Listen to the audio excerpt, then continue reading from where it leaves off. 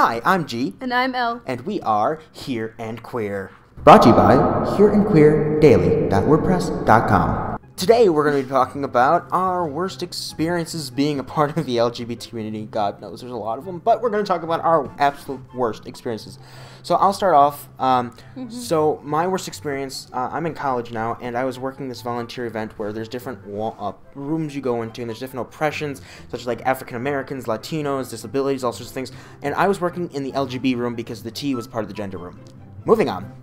I was part of the LGB room, and I was in a process of a coming out scene between two roommates. One of them was going to be a homophobe, which was me. One of them was coming out, which was my partner. And then we had somebody by the lights working the light switch handing out these cards.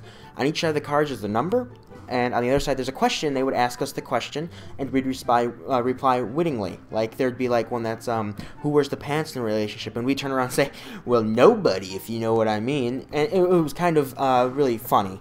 Anyway, this man walked in, and we handed him a card, and he walked to the back, and he was standing there, and he was watching the scene. We get done with the scene, and we start going through the cards. And we got to number 3, and it was the who wears the pants in the family card. And he looked down at the card, and I said, do you have number 3? And he said, yes. And I said, can you answer it, or can you ask it? He looked at me and goes, I'm a Christian, and I believe you all are going to hell. And I said, thanks, but can you just read the card? He's like, I don't have to do shit. And I was like, well, can you give it to somebody who will? And he handed it to this little girl sitting in front of him. She asked the question, we replied, everyone laughed, and it was a good time. But he was so intimidating that it actually scared me a little bit, because I'm a big guy, but he is huge. And something about the way he said it made me feel like he was going to try to hurt me or hurt us or something. It was just so intense, and that's the first time I've ever come to experience that much hate wrapped in one thing or one person. And it was just in that setting, in that room. I thought that was going to be the one place that nothing bad would happen. And I didn't even feel safe at all going through that. And even after, I had to walk back to my dorm, and I felt uncomfortable. Just because, there's the story with Matthew Shepard. He got picked up by some guys pretending to be gay, drove him out to the country, tied him up, beat him up, killed him in the middle of the night. And it's just something that you hear about all the time, but you never experience it. Then when you experience that face-to-face fear, it distills something in you that makes you think before you act now. So, right. What was your story? Well, my story is not necessarily anything about hatred, because I consider myself a baby dyke right now. Halfway in the closet, halfway out.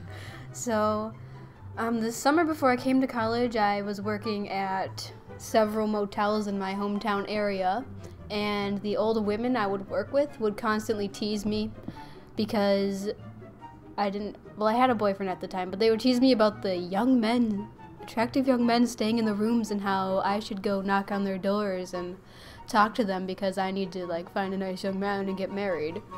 And I found that really unsettling. It disturbed me, because I'm like, they just assume that I'm straight, and what if they found out that I wasn't? Well, how would they react? Would they treat me differently? And it really just upset me.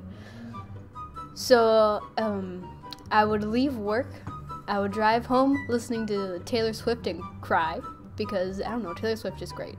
And I would sing her songs, changing the he in the song to a she, just to see how it would feel to, sing a song about another girl.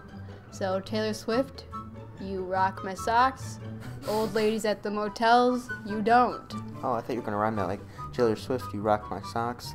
Old ladies, you can suck my cock. That would have been good. Yeah, I know. I was saying. That would have been good. But anyway, I'm sure that was a really mild, horrible experience, because like I said, I'm not really out, so people don't actually know that I'm a lesbian.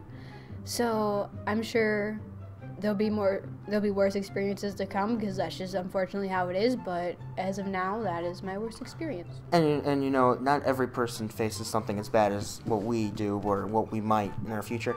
It's just all about who you surround yourself with, and you shouldn't have to face that at any point in your life. And that's what people like us and other people around the world are trying to accomplish, make it better for everyone, so nobody has to face that kind of discrimination and hatred. And that's what going to LGBT safe college is for. And I know where we go to school, it's listed in the top 5 LGBT friendly colleges in the nation. So Is that so? Yeah, yeah. I did not know that. Just our system in general is listed there. So it's very nice to know that that's a comforting factor. I mean, we haven't had a hate crime here in a few years. So that's nice. It's wonderful. It's good to know. So I'm G. And I'm L. And thank you for listening to Here and Queer. We'll see you next week.